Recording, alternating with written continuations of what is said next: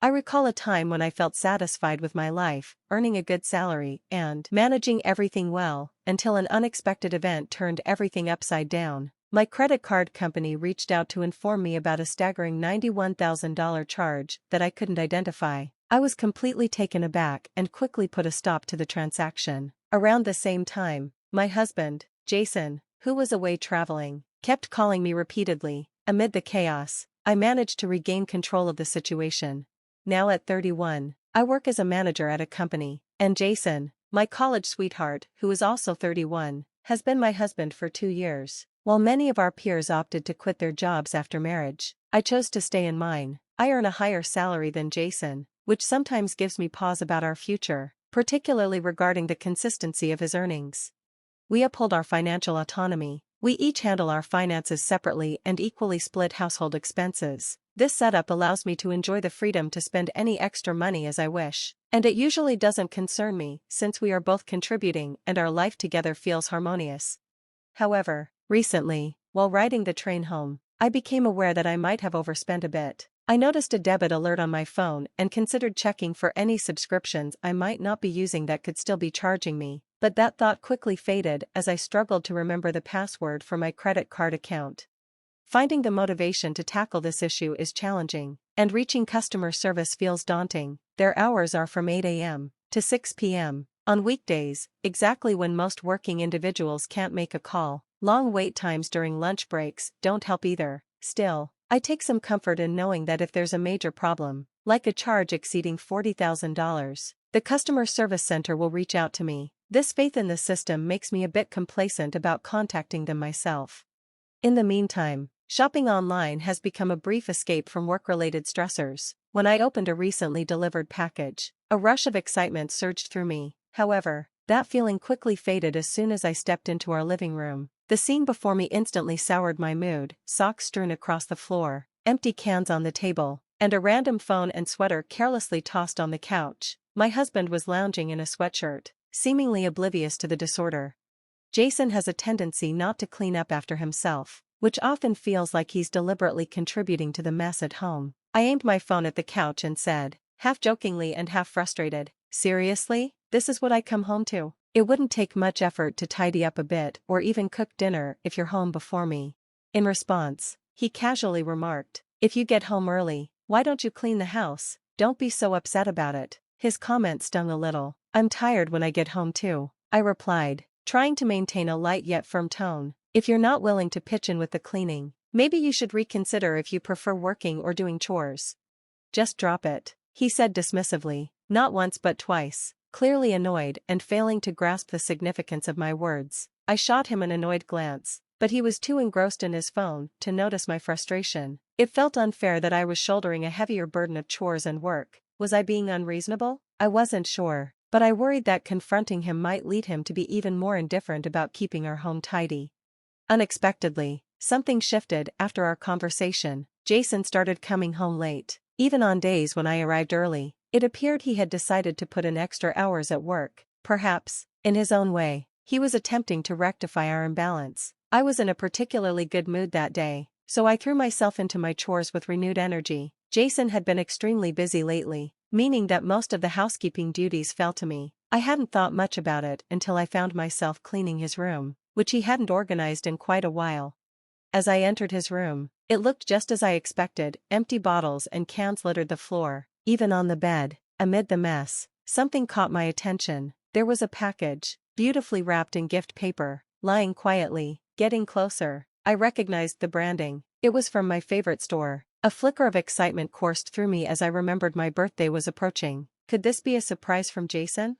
Despite my curiosity, I decided to honor the surprise, acting as though I hadn't seen anything and leaving the package undisturbed. However, the gift never materialized. As my birthday came and went, I casually asked Jason, "Do you know what day it is?" "Oh right, it's your birthday," he replied nonchalantly. "Did you forget?" I pressed, hoping for a hint about the surprise I had glimpsed earlier.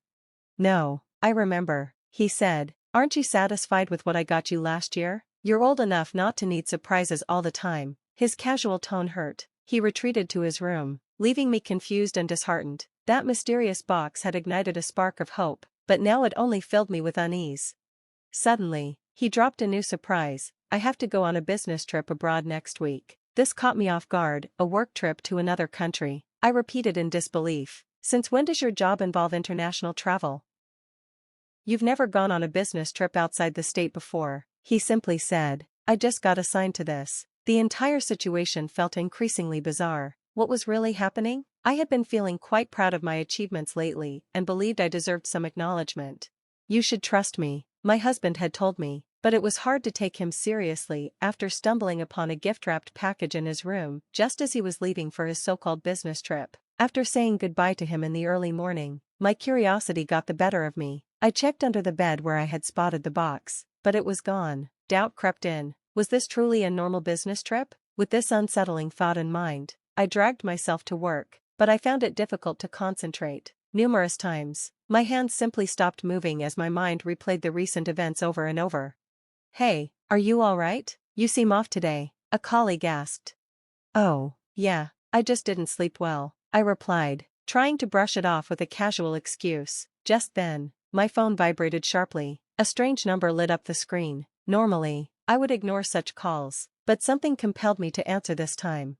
Excuse me, I need to take this, I said, stepping outside to talk. It was the credit card company's customer service on the line. As I listened, a whirlwind of thoughts raced through my mind about my husband, our recent troubles, and the need to share my password, until the representative's words cut through my confusion. This is regarding our debt protection service. It appears there has been a charge exceeding $40,000 on your account, the voice explained calmly. I was stunned, a mix of disbelief and concern washing over me. What on earth is happening? The operator's next revelation intensified the situation.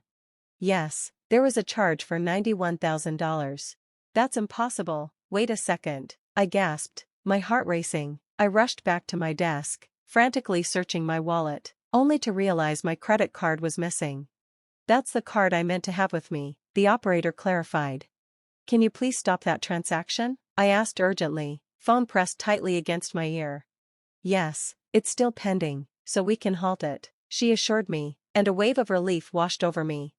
Also, can you address the issue of my stolen card immediately? I don't have it with me, I added.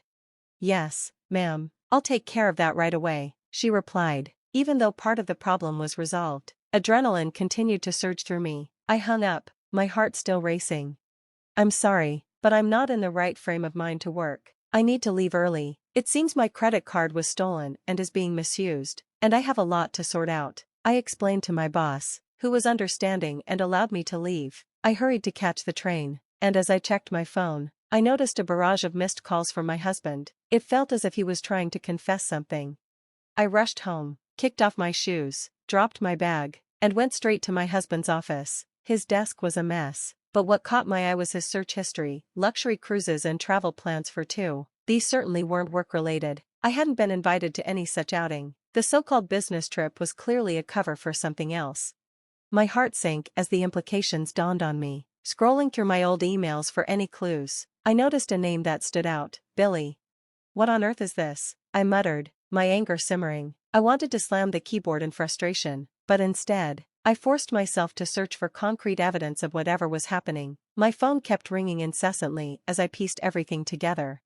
Oh my God, just stop, I groaned, overwhelmed by the betrayal and chaos unfolding around me. In the midst of the turmoil, I decided to use the password given by the call center to check my credit card transaction history. I logged into my account and started scrolling through the records, my disbelief growing with each entry. There it was, a transaction for an expensive handbag that caught my eye.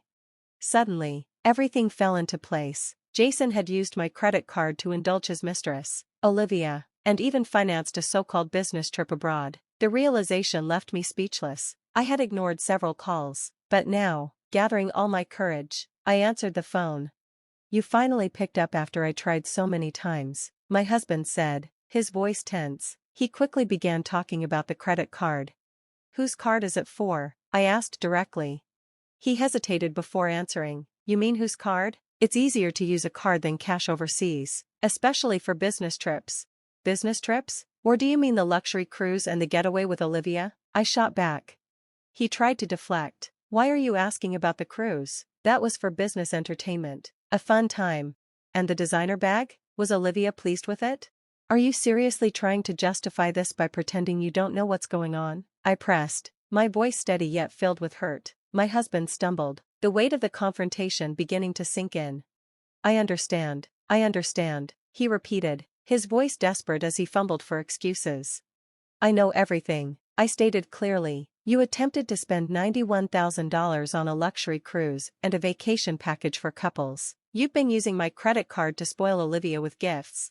After a pause, he finally confessed, I'm sorry I cheated. I'm sorry, but I can't come home until you reactivate the credit card. His plea hung in the air, absurd and almost pitiful. Do you truly think that an apology and admission can erase all of this? I asked, the weight of his betrayal pressing down on me. The conversation had shifted irrevocably from trivial marital disputes to a stark, painful confrontation. Feeling utterly betrayed, I told my husband, please spend the rest of your life at your resort, and then hung up the phone before he could respond. Almost immediately, my phone began buzzing incessantly. The constant ringing drove me to the edge, and I turned off the device to escape the noise. Shortly after, an email notification popped up, informing me that my husband's return flight was scheduled for noon, 5 days later. I took advantage of this moment to organize my life, determined to sort everything out before he returned home. The following day, I began the task of removing all his possessions from our residence as part of my plan. On the second day, I mustered the courage to inform my in-laws about everything that had transpired, providing them with evidence of his betrayal and mismanagement of our finances. They were taken aback and genuinely remorseful. By the end of our discussion, they pledged their support for my divorce, promising I would receive $2 million in alimony, and vowed to retrieve the money my husband had squandered. As my husband's return drew nearer, I received a call from my in-laws in the early evening, confirming they had successfully filed the divorce papers. Astonishingly, my soon-to-be ex-husband had only taken a credit card with him, leaving the rest of our financial affairs untouched. Meanwhile, the woman he was involved with had given him $91,000. Enraged by the circumstances, she altered her travel plans and flew to Singapore ahead of him. Unbeknownst to him, I couldn't fathom why she hadn't simply taken his flight ticket and visa, leaving him stranded. While I mulled this over, my in-laws informed me that when my ex-husband returned to Singapore, he found the house vacant and his connection to me severed, with his calls going straight to voicemail. In a frantic bid for refuge, he turned to my in-laws' home, where he faced severe consequences for his actions. After everything that had happened, the final step was filing for divorce. My ex-husband's troubles only deepened, as the woman he had been seeing demanded he return the $91,000 she had given him. According to my in-laws, once he repaid the money, they imposed strict rules on him, treating him almost like a teenager again. He found himself under a sort of house arrest, with a curfew of 15 hours and his every move monitored by his family to ensure he settled all his debts. Amid all this, I took legal action, filing a $115,000 lawsuit against the woman involved in the affair. With assistance from my in-laws, I gathered the necessary evidence to pursue her financially, and when I did, it felt as though the final piece of this painful puzzle was falling into place. Though it was a long and taxing ordeal, when the claim was approved, I finally felt a sense of closure. The legal aspects were resolved, allowing me to focus on moving forward. When I returned to work the next day, my colleagues and supervisors greeted me with unexpected warmth and concern. Many had heard about my situation, and their kindness was truly heartening. Hey, are you all right? If you need to talk, I'm here, one colleague offered gently. It was comforting to know I wasn't alone. I responded with a grateful smile. Thanks, I'm doing okay, just trying to get back into the routine. Maybe we can grab a drink after work. I'd really enjoy the company. It felt refreshing to make plans and look forward to simple joys like a night out with friends. That evening, as we convened at a local bar, the atmosphere was comforting. We shared stories and laughter, and even though the shadows of recent events lingered, they were overshadowed by the immediate warmth of friendly faces. As I savored my beer, the bitterness of the last few months began to fade with each sip. I opened up about my ordeal, and my colleagues listened with empathy. I'm just eager to put this all behind me, I admitted as the night came to a close. I think I'm ready to move on and focus on the positive things the future has in store. They raised their glasses in solidarity, a silent acknowledgement of my resilience. To new beginnings, they echoed. As I left the bar that night, a sense of closure mingled with newfound hope. The support of my colleagues had lifted my spirits, and I felt profoundly grateful for their presence in my life. It reminded me that even in the wake of betrayal and heartache, the kindness of others could illuminate the path forward. As I looked to the future, I felt a cautious optimism. While the past couldn't be rewritten, the future was still mine to shape. With the legal matters settled and my boundaries clearly defined, I was slowly rebuilding a sense of normalcy. The road ahead wouldn't be devoid of challenges, but I felt ready to confront them, bolstered by the support of friends and a renewed sense of self. Indeed, it seemed brighter days were on the horizon. Thanks for tuning in. See you again in the next video, and stay amazed.